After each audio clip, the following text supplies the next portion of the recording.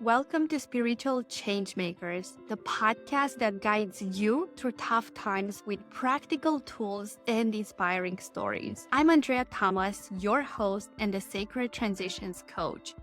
Join us as we hear from spiritual changemakers who have connected with their higher power and overcame adversity. Whether you are navigating a difficult transition or seeking to deepen your spiritual practice, our podcast provides guidance to help you find magic in the change. Come on this journey of self-discovery, empowerment, and transformation with us and unlock your potential to become your best self.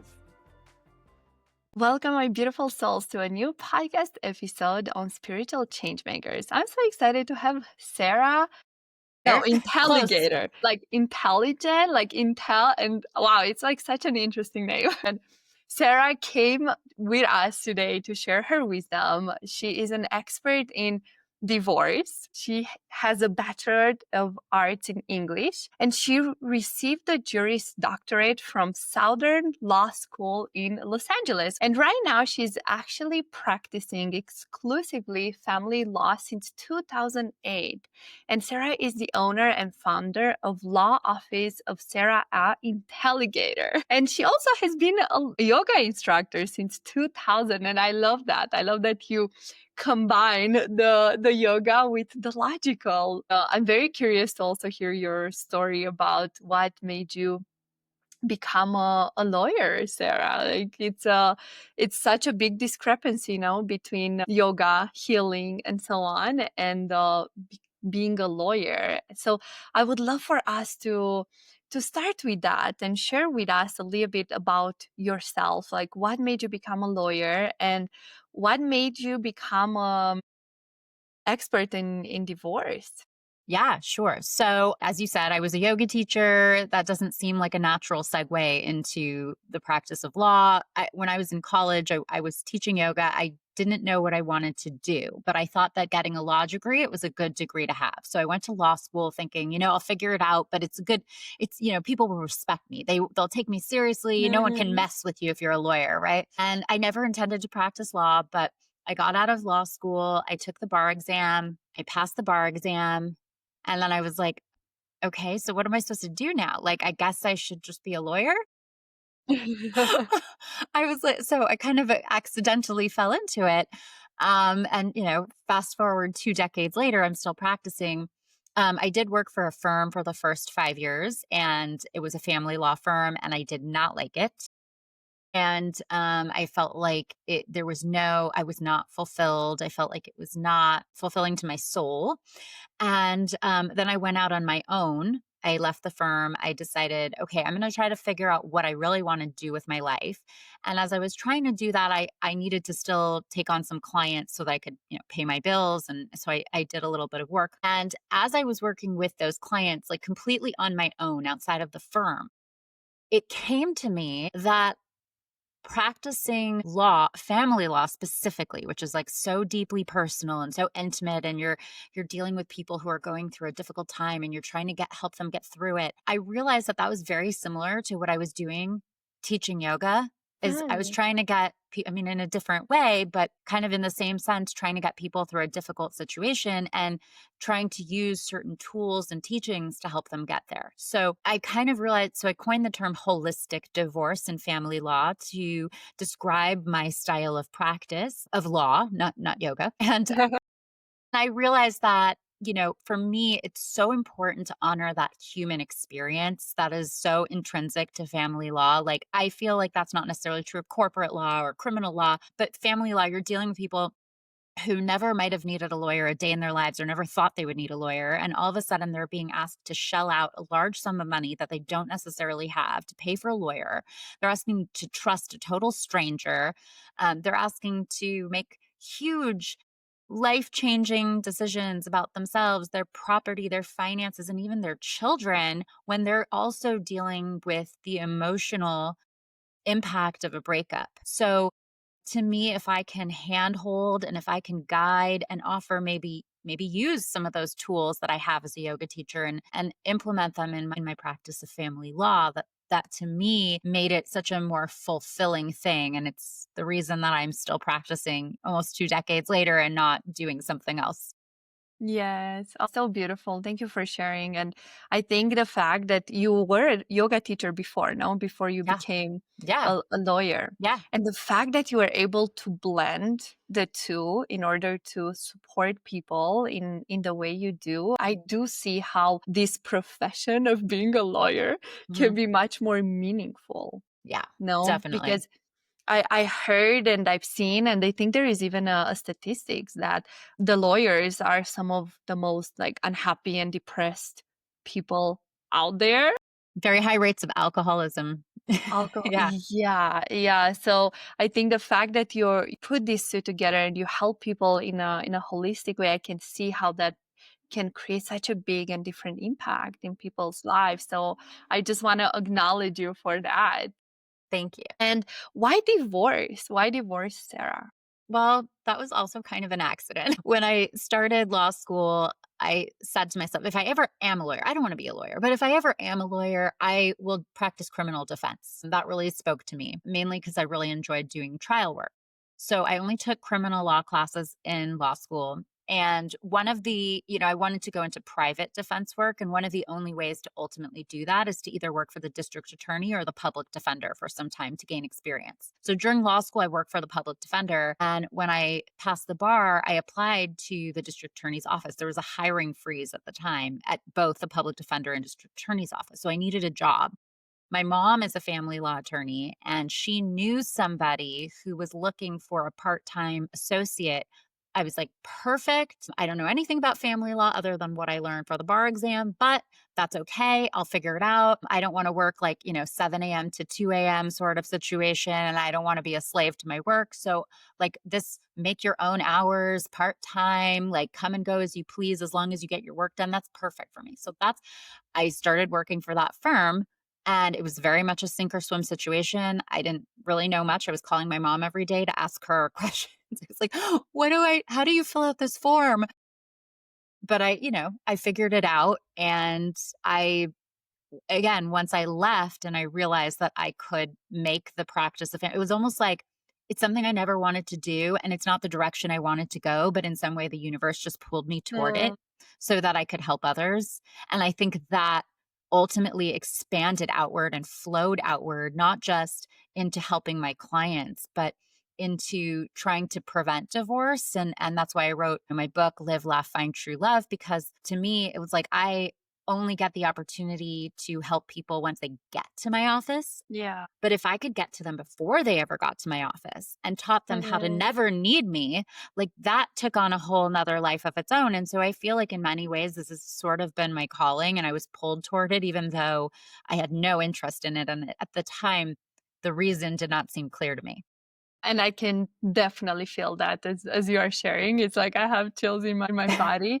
And this is the direction that I was feeling that I want us to go towards in this episode to really support our audiences on how they can prevent to get to the divorce because the rates are huge and probably you know the numbers. I just know that the rates are huge and the younger and younger generation, even my generation, is just we are in a relationship, even we get married, and then the first obstacle or the first hurdle is like, that's it. We are getting a divorce. I feel like the divorce is like the first instinct, to just go and believing that on the other side or in another relationship, the grass is greener, as we hear. So I would love for you to take us through how can we prevent getting to a divorce in the first Yeah. place. Yeah. Okay. Those are great. It's a big answer to that question. So the divorce rates are actually in the United States is about 50%.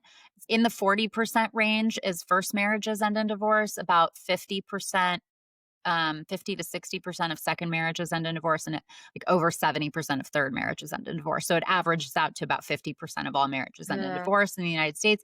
And that number has actually been dropping a little bit. And I think that part of the reason for that is because I think the younger generations are just staying away from marriage altogether.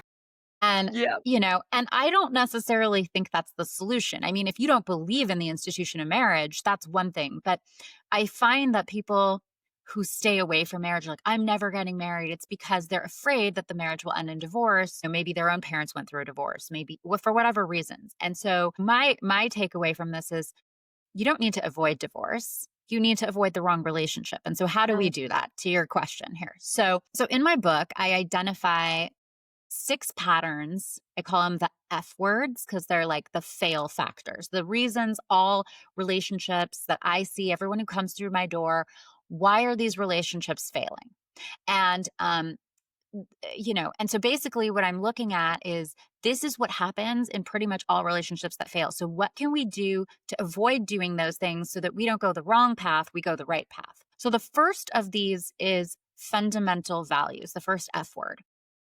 The other F words are not listed in any particular order, but this F word, fundamental values, is first and for good reason. So when I talk about fundamental values, I'm not talking about your fleeting interests. Like you're both into, doing yoga or riding your bikes on the beach. Like those are interests, but those aren't fundamental values. Fundamental values are things they kind of define our system of morality. They are who we are, and they're going to be important to us whether we're 16 years old or 60 years old. Like it's something like, for example, spirituality or faith. Specific faith might be, I've had people tell me, well, I'm a vegan, I will not date someone who isn't a vegan. That is like across the board for the rest of my life. Now, to some people who are vegan, they're fine. They're like, I'm vegan and I don't care if my partner is or not. But where it's like, no, this is so fundamental to me. And there might be something deeper underlying veganism, like you have like a compassion for nature or something like that, that's like bigger Uh-huh. than even that's underlying it. But so basically, and in the book I give people exercises to try to guide them to identify their own fundamental values, because that's really important. If you don't know your own fundamental values, how do you know whether the person you're dating shares those fundamental values? You first have to Uh-huh. define them for yourself. Now, it doesn't mean that your partner needs to share all of your fundamental values, but the more they share, the more you're going to try. You're going to navigate life in a more similar way, like with more similar goals. And in turn, you're going to do things more similarly and be on the same page versus kind of drifting apart or trying to do things differently and like be at each other's throats all the time. So, and this is especially true when and if you decide to have children, because our fundamental values very much inform the way we want to raise our children. And if you have very different fundamental values, you might not want to raise your children in the same way. And that's going to be a fight. And when it comes to fights over how we're going to raise our children, that becomes, I love my children more than you do. No, I love my children more than you do. You're wrong. You don't want what's best for them. And if you are with someone who you don't think wants what's best for your children, then you resent that person and that's it. That's the end of the relationship.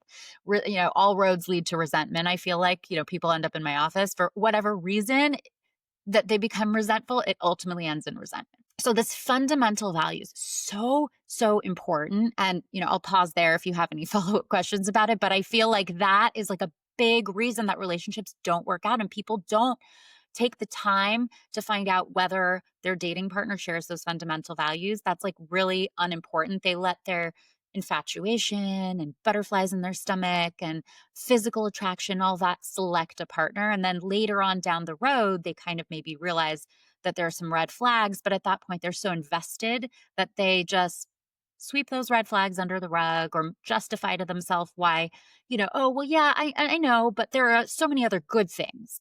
So, Uh-huh. that you got to find out from the beginning so you don't pursue the relationship or get invested, to the point where then you are too scared to get out of it.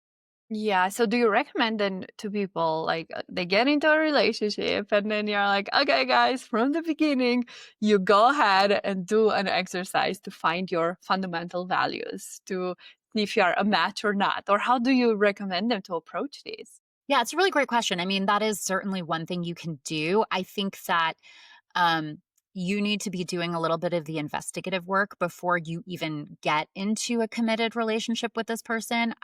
There's an exercise in the book where once you've identified your fundamental values, I have people list 5 questions that they can ask to find out whether your partner shares those or your date shares those fundamental values.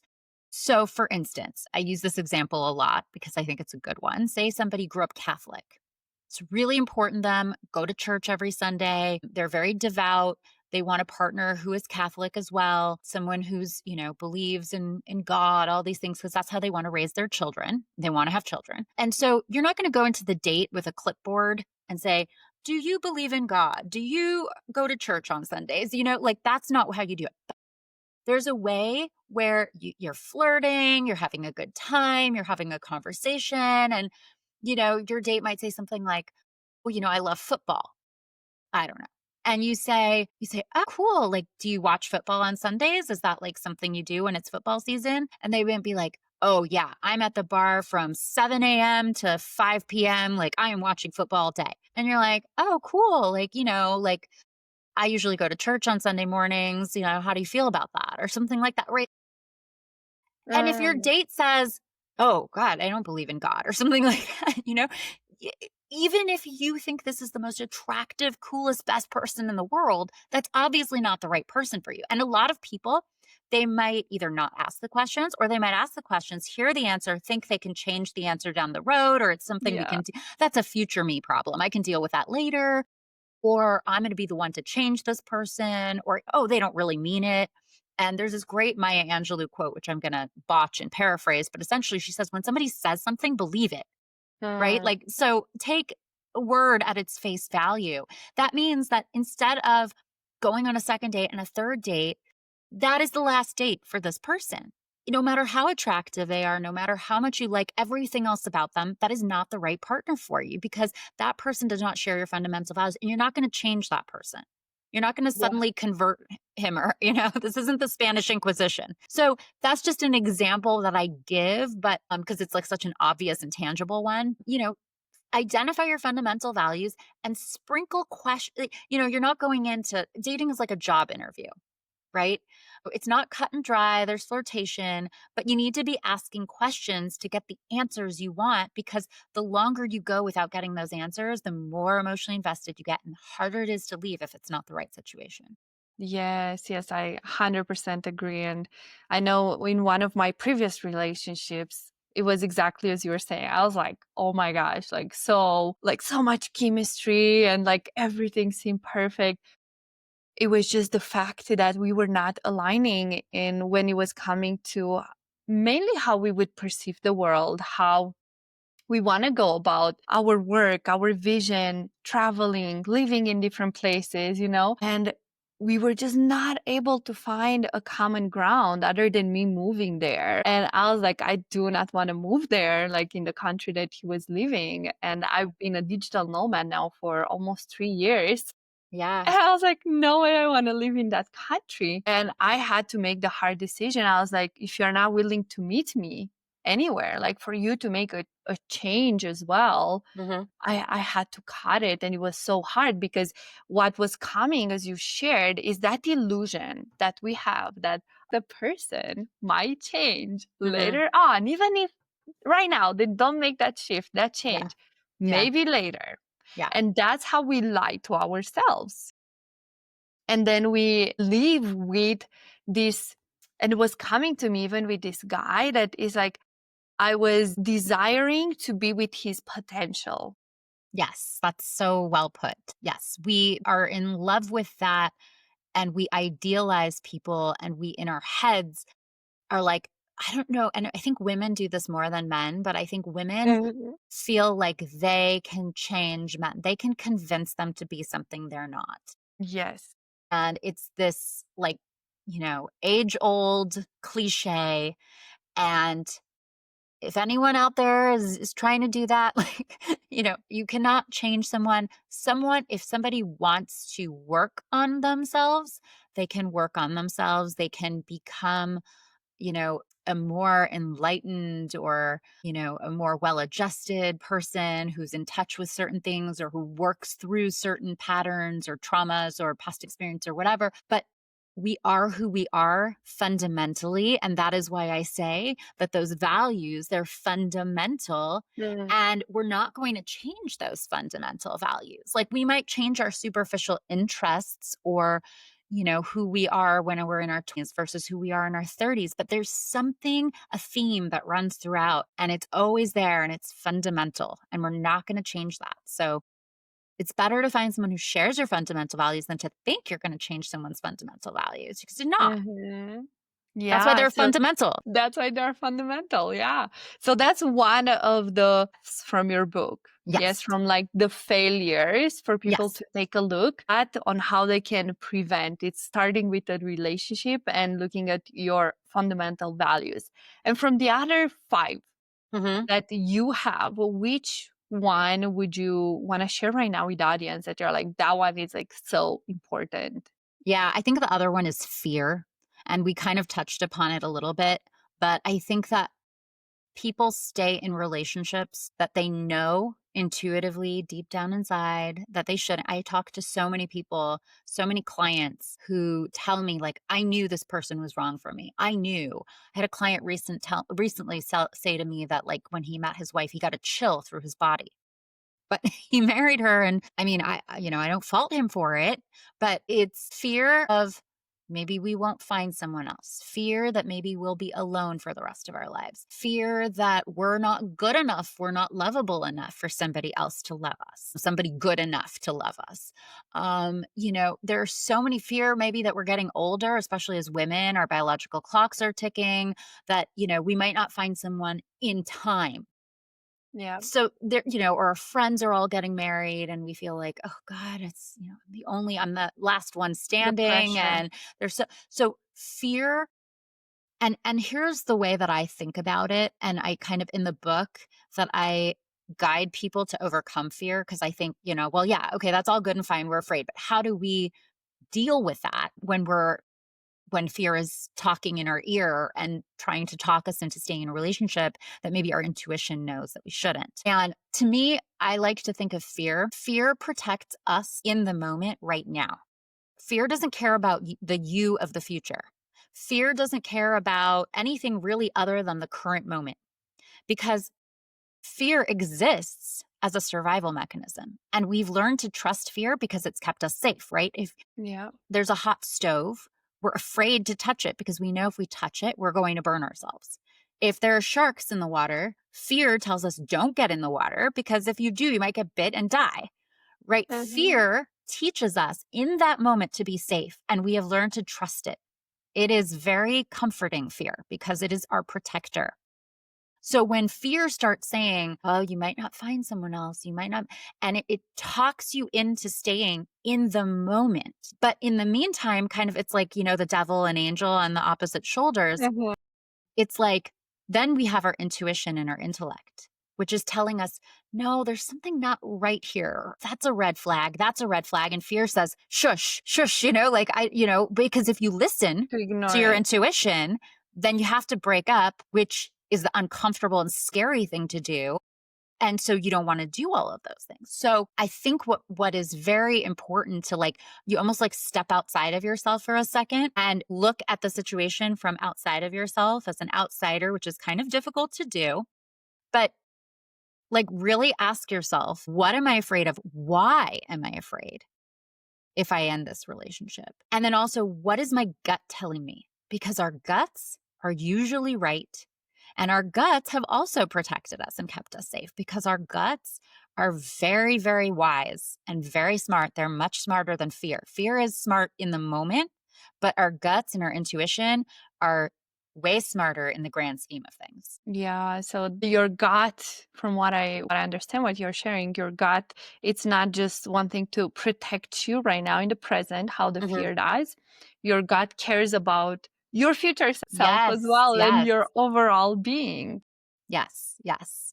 It's like it's your bigger protector. Fear is just like it's like when you get a surge of adrenaline to keep yourself safe, right? Like Mhm. our sympathetic nervous system kicks in. Like if we're being chased by a bear, we need to generate the energy to be able to run when we're being chased.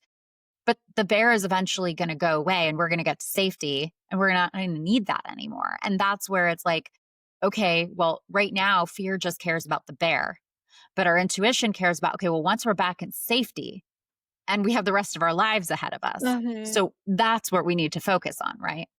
Yeah, so what would you tell the women that they are, yeah, in their later life and maybe they want the children and they're like, "Oh my god, I'm getting old, my eggs," and, Mhm. on and on, and then they just wanna find a relationship to have a child or get married, and then maybe they don't find the right guy, but they're like, "But I really want the child," and Yeah. how often have you seen that happening? It happens a lot, happens very often. And I think that it's really hard for me to speak to those women because I'm a mother, I have children, and I had children when I was older, and I understand how powerful those biological urges are, and it's not my place to tell people to ignore those urges. Those are very important things, and if it's there's a window and, I can't tell people, don't seize that window because then you end up childless and, you might feel filled with regret for the rest of your life. So that's not my place to tell people. But what I will say is if you choose to have children with the wrong person and you are not aligned, there is something about having children. There's an interesting statistic. So, in most couples, when they're married, they have statistically, the majority, like the average, is they have their first child 3 years into the marriage. And then, most people have a second couple years later, right? And on average in the United States, the average length of a marriage is 8 years. Well, why Mm, do you think that is? They've had the first child, they've had the second child, they've tried to maybe hold on, and they can't do it because they're not aligned in how they want to raise the child, which goes back to fundamental values. And they either end up divorced, and sometimes because, like, look, if you wanted to raise your child in the same way, you wouldn't have been getting a divorce in the first place. It's because you want to raise your child so very differently and you're not aligned that you're getting a divorce. So if you think that after you're divorced, that's not going to create problems for your child when you're sitting there fighting about whose way is right and you're putting the child in the middle of it. We're not thinking right now about our future unborn children that we don't have, right? We're thinking about, I just want a child. I just want a child. It doesn't matter who I have a child with. I just want a child. But it does matter.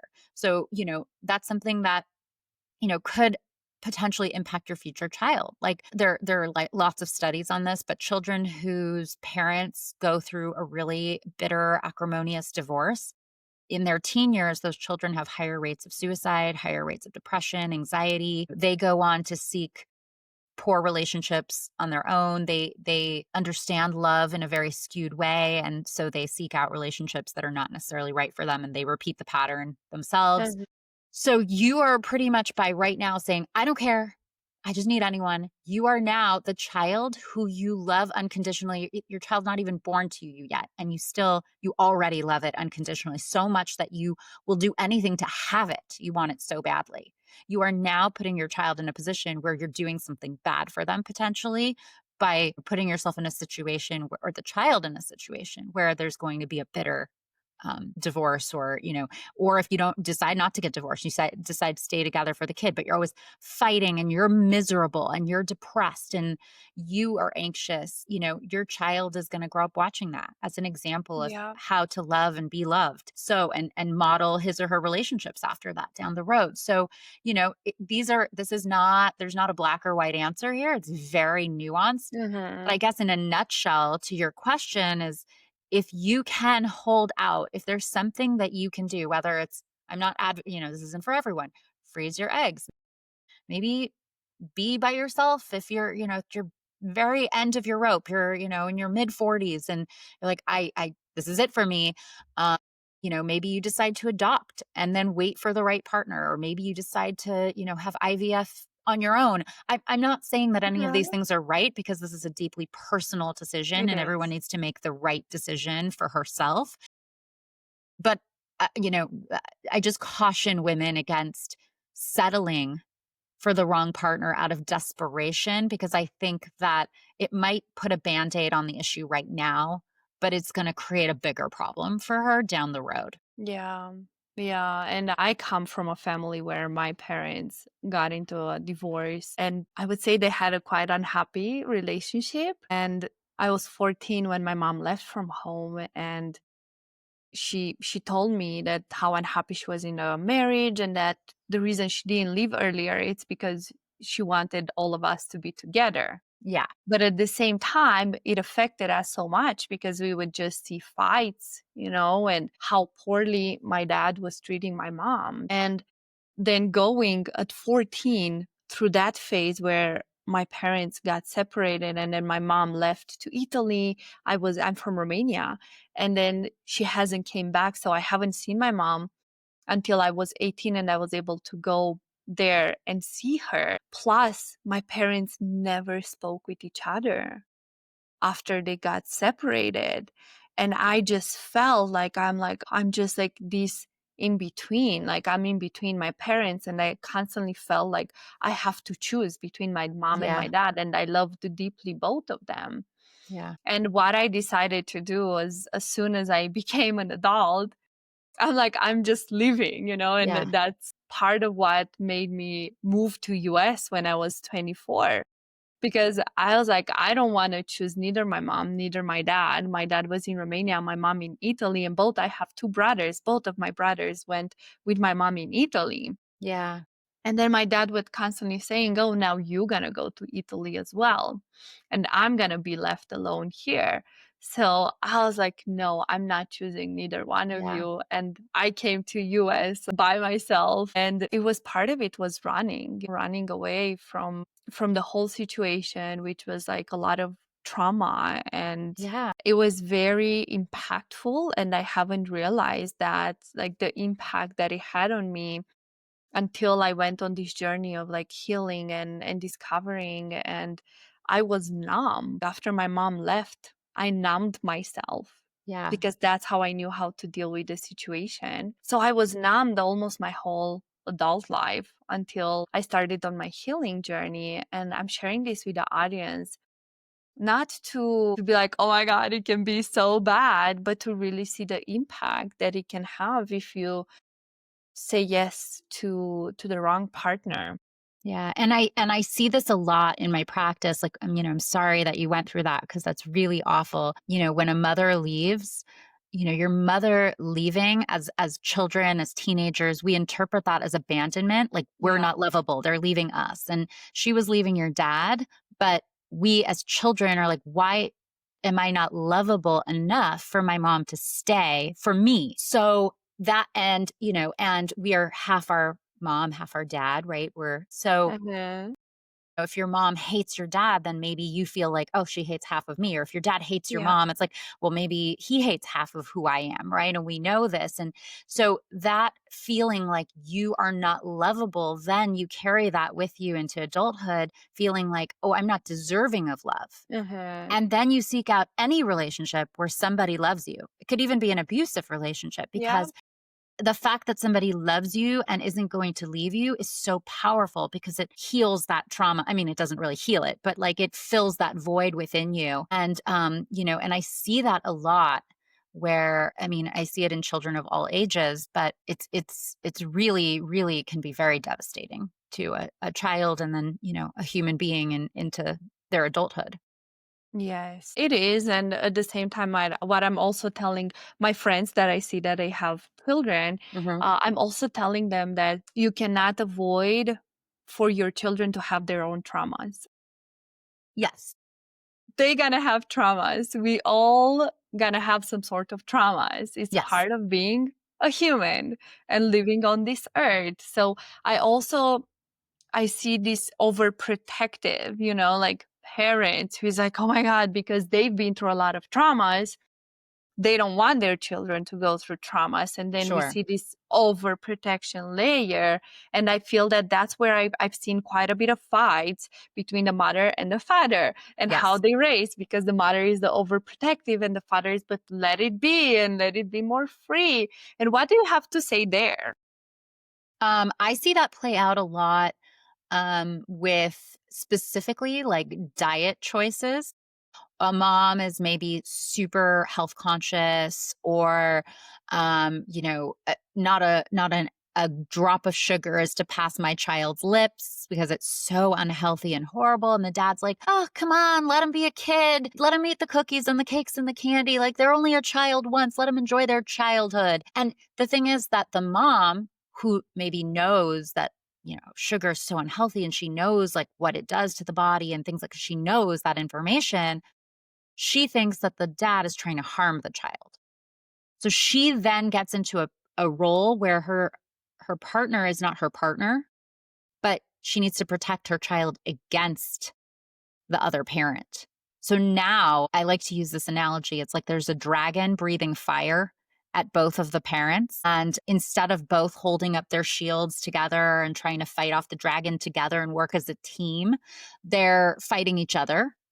And the dragon is breathing fire on them and they're both getting burned. So and again, that comes back to fundamental values. Not only are these things that you should discuss going into a relationship, like we have kids, how are we going to raise them? Like these are all things you should broach because you don't want to get to that point and then try to figure it out. Like, people can change their minds, but you want to ascertain that you're kind of on the same page about these things before you go and bring an innocent child into this world. But you could probably, without even discussing it, know these things if you understand someone's fundamental values and you observe, you make observations as you date and you trust your intuition about what you're seeing, as opposed to like saying, that's okay, and making justifications for things that aren't okay. Overlooking things now. You know if someone's healthy or not. If someone's health conscious or not, right? And yet I see these things come up all the time. So is there a way to find some sort of compromise? Let's say in your example, like people are already married and one parent is overprotective and one isn't. And is there a way to navigate this? No, they're already married. They have a kid. So it's divorce or stay married. And is there a way to find a solution? And I think that, there's a way to have a conversation in a very respectful way and to communicate, to listen to each other, but also to hear what the other person is saying and understand why they're saying it, and maybe come to some sort of compromise on certain things. And maybe that means, I think people get into couples counseling too late because they feel like couples counseling is an admission that the relationship is failing and that they're going to get a divorce. And so I think that people end up going to couples counseling for the most part when it's like already past the point of no return because they're desperate and that's like their last solution. But I think if a problem comes up and you feel that like you're really at an impasse on that issue, there might be some utility to go into a couples counseling session and trying to have a neutral person help you navigate the conversation in a respectful way. But if you both communicate effectively and you love each other and you respect each other and you broach the conversation in a respectful way, you have to be like, look, we're constantly fighting about these things. And this is just my parenting style. And that's your parenting style. And neither is right and neither is wrong. They're just different. And we both love our child the same. And, is there a way where in certain situations, maybe I can pull back a little, or maybe in certain situations you can meet me in the middle somewhere, And I think just acknowledging that. It comes all down to communication. Yes. The way we communicate. Yes. And I know you said that, okay, we go to the counseling as the last resort. But what do you do because I know from what I've seen, from my experience with the clients I work as well, that women are the ones that are more open to go to counseling, to get the support and so on. Would you agree with that? Not necessarily. I mean, I've seen it both ways, but I can see how women in some scenarios might be more open to it because men, particularly very like masculine, macho men, might see like talking about feelings, or they might think like therapy is like too like woo woo for them or too touchy feely or whatever it might be for them. But that's if you're with somebody who even thinks that in the first place, is that person really a good communicator if they're not in touch with their feelings and they're not okay discussing their feelings? Like that, again, is to me a red flag. I mean, I guess once you're already in the relationship, so if someone's unwilling to go, again, a conversation might be the better starting point. Maybe, you read some books on how to communicate in a relationship that can offer you the same sort of information or guidance as a therapist would. Because like therapists basically say, in a nutshell, I'm not a therapist, but in a nutshell, they're like, okay, you have to stop, let wife talk. Okay, now let's stop. Let's let husband talk. Husband, did you hear what wife just said? Wife, did you just hear what husband said? Mhm. Right. And is there a way where we can come to a middle ground, like have some respect and some space? Like, is there a way where, oh, husband, you heard what wife said. How does that make you feel? Wife, you just heard husband, how does that make you feel? So you can lead your own therapeutic conversation if you maybe read some books about, communication and Mhm. relationships. There's a lot of literature out there on relationships, like specifically the Gottman Institute, like all of those Gottman books are, really seminal in the space. So, that could be a start if somebody's not receptive to therapy and you're already in the relationship. If you're not in the relationship and someone like thinks therapy is weird or they're just not able to express emotions or communicate effectively, then like that's not the right relationship. Run. Okay. Yeah, and that's what I wanted to ask you right now. When do you know that okay, it's time to end it? It's really, let's say they are married and it's time to get to that divorce. Like when do you know, okay, this is it and it's not just an escape or losing or looking for just an easy way out or thinking that the grass is greener on the other side as we were talking? When do you know that okay, this is it? Like this is the decision to make right now? Yeah, I think, I'm going to give you the lawyer answer, which is it depends. And I think it's such a case by case, individual basis. It's so unique to each human being and each situation because you might be at that point, but you might not want your children to go between two houses back and forth. And you might be able to maintain a cordial, amicable relationship living together while your children are still young. And so, even though you might make that decision and that might be best for you. I think there are some more clear cut scenarios. Like for me, like infidelity would be one of them. But for some people, they try to work through it. It doesn't Yeah. usually work out, but some people try to work through it. Um, I think that it just kind of really depends. But if you're so deeply unhappy and you feel like you're suffocating and this is so wrong for you and you daydream night and day about being free from this person, children or not, I think it's probably maybe that's the right time. Again, we talked about how acrimonious divorce can negatively impact children in Mhm. their teen years. But there's also a ton of studies that show that children whose parents go through an amicable divorce and they co-parent really well and they communicate and they show their children that they're really friendly with each other still after the divorce, those children thrive and do great. So really Yeah. it's just about kind of how you handle it after the fact. But I think it's such an individual, unique decision to make that it's not my place to tell people when it's time to make that. What is one thing that you would share with them to help them support them navigate this big life change, this big transition in a more healthy way? So there's several things. Number one, it would be to get some legal advice, know your rights, because I find that when people first come to me, one of the biggest fears is the unknown. They don't know how this divorce is going to impact them, their finances, their children, things like that. And then they leave their 1 hour consultation with me and they're like, oh, I feel so much better because now they know the information. So they feel more empowered and less afraid and intimidated by the process. So whether you're getting free advice, you're doing your research, you're consulting with an attorney, know all your rights and know the law around your rights. So that's number one. Number two, I think that therapeutic support in some way, shape, or form, just where you can let your emotions come out, where you can explore what led you to choose this relationship in the first place, what your contribution was to the demise of the relationship, all of these things where you can really delve into why it happened, why you chose this relationship, and you can work through any emotions that are coming up. A lot of, it depends on why you're getting divorced, but maybe there's a feeling of rejection, maybe there's a feeling of resentment, maybe there's hatred, anger. There's so many really intense emotions. So some therapeutic support of some kind is great. I think spending as much time in social situations with really close friends is great because not only does it get your mind off of it, but it can be a form of therapy. If you're talking to your friends, they're giving you their feedback. Um, not talking about it and just being out and getting your mind off of it, you kind of forget, and it makes you feel really happy. And I think that that socialization and just being out there is great.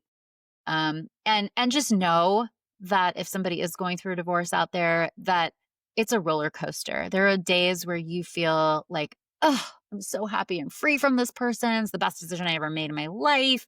I'm liberated. I'm going to eat, pray, love my way through life now, whatever it is. And then there are days where you're like, I'm alone. Did I make the right decision? Who's going to love me again? I'm going to die alone. How am I going to afford to live? There are all these other things. And it's from day to day. Like one day you'll be up and one day you'll be down. And time kind of makes those up and downs a little bit more plateau. And even, into the future, you might have a bad day here or there. But with time, everything does truly get better. And then once you move on, if you move on and you give yourself permission to find love again, and you kind of understand why you chose this person in the first place and why this person chose you and maybe why it wasn't the right decision. And then you can then go into the next relationship understanding that, so you can choose the relationship from a more healthy place, and in turn choose a more healthy relationship where you feel more fulfilled. And you'll realize that, like, wow, that one was so wrong for me. I can't believe I even shed a tear over that person, because this is who I was really meant to be with. And thank you to that person for leading me on this journey to get me to where I needed to be, kind of thing. I think that ultimately is really, really helpful. Yes, and from what you have described, this sounds also like grief, like Yeah, how you totally. are, It is how, grief. yeah, how you Yeah. are dealing with grief, and it's such a roller coaster. Yeah. I mean, a divorce, the end of any relationship is like a death, because you're Yeah, grieving the loss of a person who was really important to you. And I mean, some people stay friends, but for the most part, that person's not going to be in your life anymore. And it was a right. very intimate relationship. So there's like that level of intimacy that also kind of complicates things and makes it even more intense. That death, that loss. So yeah, Yeah. it's very similar. Amazing. Sarah, are there any final words that you would like to share with the audience regarding this topic that we have discussed today? Yes. I think it's really important that every person understand your value and your worth so that you don't settle. Like, you need to pick the right partner for you, and that person is out there, but you got to hold out and not settle because you're afraid that you might not be good enough, or that person won't love you, or you're not lovable enough. Like, know your worth, know your value, and don't settle for anything less than you are worth. Yes. Very, very well said. Because we are all worthy, of having a thriving, beautiful relationship. Yeah. Yeah. Thank We you, all, Sarah. yeah. Thank you. Thank you so much for coming on, for sharing your wisdom. Everyone, you are going to be able to find Sarah in the show notes. You're going to find all of the links on how to connect with her, and send us a message. Let us know how you've enjoyed this episode, and we will see you all in the future episodes. Thank you for tuning in. Thanks for tuning in to Spiritual Changemakers podcast. To stay connected and help us reach more people like you, please subscribe, follow, and leave a comment. Join our community of spiritual changemakers on social media to connect with like-minded individuals and continue the conversation. Remember, the power to create positive change is within you. Keep showing up as your best self, and let's keep the magic of change alive. Until next time.